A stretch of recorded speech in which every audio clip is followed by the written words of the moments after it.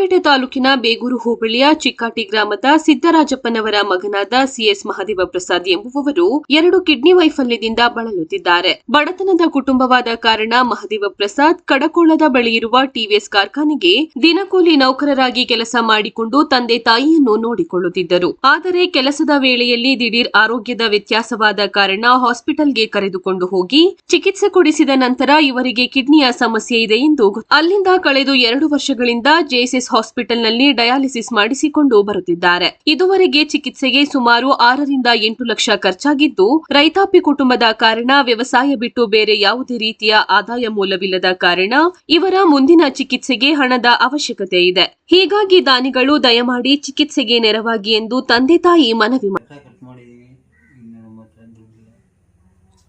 ದಾನಿಗಳು ಸಹಾಯ ಮಾಡಿ ದಯವಿಟ್ಟು ಕೇಳ್ತಿದ್ದೀವಿ.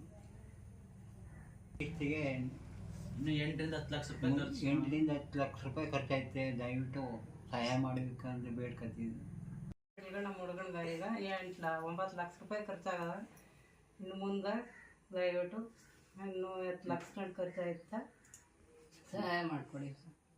ಮಗ ಇವ ಮಹದೇವ ಪ್ರಸಾದ್ ಅಂತ ಎರಡು ವರ್ಷದಿಂದ TVS ಅಲ್ಲಿ ಕೆಲಸ ಮಾಡ್ತೀನಿ. ಆಟೋಮೆಟಿಕಾಗಿ BP ಜಾಸ್ತಿ ಆಗಿ ಹಿಂಗಾಗಿ ಕಿಡ್ನಿ 2 ಫೈಲೂರ್ ಆಗಿ 2 ವರ್ಷ ಟ್ರೀಟ್ಮೆಂಟ್ ಕೊಟ್ಟರು. ಕಿಡ್ನಿ ಉಳಿನಿಲ್ಲ.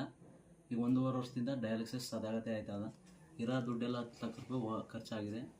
ಮುಂದೆ ಇನ್ನು ಕಿಡ್ನಿ ಟ್ರಾನ್ಸ್ಫರ್ ಮಾಡೋಕೆ 10 ಲಕ್ಷ ರೂಪಾಯಿ ಖರ್ಚು ಹೇಳೋಣ. ಅದಕ್ಕೆ ದಯವಿಟ್ಟು ದಾನಿಗಳು ಯಾರು ಇದ್ದರೆ ಸಹಾಯ ಮಾಡಿ ಹೆಲ್ಪ್ ಆಯ್ತು.